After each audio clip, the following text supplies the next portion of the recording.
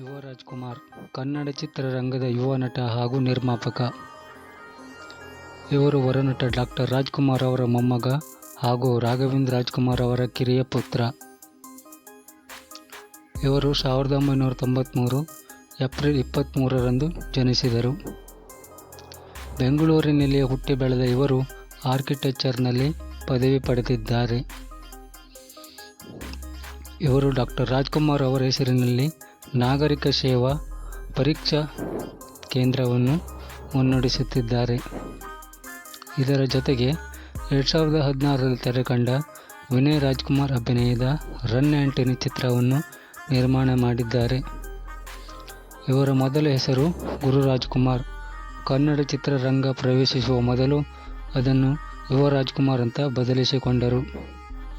ಯುವ ರಾಜ್ಕುಮಾರ್ 2019 ಮೇ 26ರಂದು ಬೆಂಗಳೂರಿನ ಪ್ಯಾಲೇಸ್ ಗ್ರೌಂಡ್ನಲ್ಲಿ ಶ್ರೀದೇವಿ ಭೈರಪ್ಪ ಎಂಬುವರನ್ನು ಮದುವೆಯಾದರು.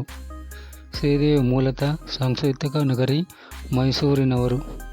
ಇವರಿಬ್ಬರು 7 ವರ್ಷಗಳಿಂದ ಪರಸ್ಪರ ಸ್ನೇಹಿತರಾಗಿದ್ದರು. ಈ ಸ್ನೇಹ ಪ್ರೀತಿಗೆ ತಿರುಗಿ ಮದುವೆಯಾದರು.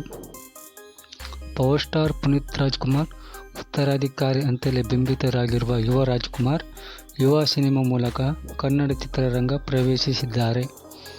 ಇವರನ್ನು ಮೆಗಾ ಪವರ್ ಸ್ಟಾರ್ ಮತ್ತು ಜೂನಿಯರ್ ಪವರ್ ಸ್ಟಾರ್ ಎಂದು ಅಭಿಮಾನಿಗಳು ಕರೆಯುತ್ತಾರೆ.